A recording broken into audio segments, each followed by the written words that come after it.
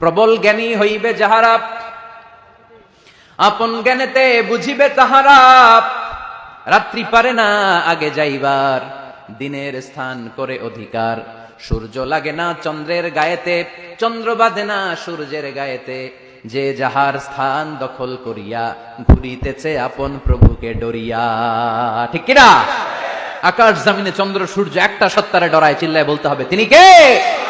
আবার আল্লাহ বললেন وَجَعَلَ الْقَمَرَ فِيهِنَّ نُورًا وَجَعَلَ الشَّمْسَ سِرَاجًا। রব্বুল আলামিন চাঁদকে বানিয়েছেন দ্যুতি স্বরূপ, সূর্যকে বানিয়েছেন জ্যোতি স্বরূপ। চাঁদের আলোর মধ্যে তেজ নাই, আছে, কিন্তু সূর্যের আলোতে তেজ আছে না নাই? চাঁদকে আল্লাহ অনেকটা বানিয়েছেন ডিম লাইটের মতো। কি লাইট? ময়মনসিং এ নাই না? ডিম লাইটে খুব গরম লাগে না? কোনো গরম লাগে? বরং আরাম লাগে, তাই না? কি সুন্দর ডিম লাইট। তো চাঁদ হচ্ছে ডিম লাইট। ডিম লাইট মিটি মিটি জ্বলে, এটা আকাশে টাঙিয়ে দেওয়া প্রাকৃতিক ক্যালেন্ডার, তাই না?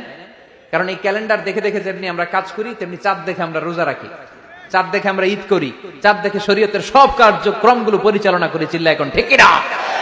এই জন্য বিশ্বনবী বললেন সুমু লিরুইয়াতিহি ওয়া আফতিরু লিরুইয়াতিহি। চাঁদ দেখে তোমরা রোজা রাখো, আবার চাঁদ দেখে রোজা ভাঙো। চাঁদের পালকিতে চড়িয়ে ঈদকে আমাদের জন্য নাজিল করে কে?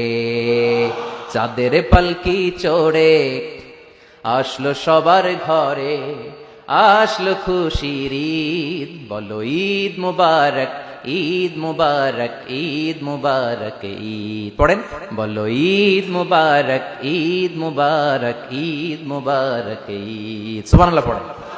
এজন্য আল্লাহ বলেন আশ-শামসু ওয়াল কামারু বিহিসবান। চাঁদ সূর্য তাদের নিয়ম মেনে চলে, এটা দেখে আমরা হিসাব করি। ওয়ান নাজমু ওয়াশ-শাজারু ইয়াসজুদান। বৃক্ষলতা তারকারাজি সবকিছু একটা সত্তারে সিজদা দেয়, তিনি কে? কিন্তু আমরা দেখি না।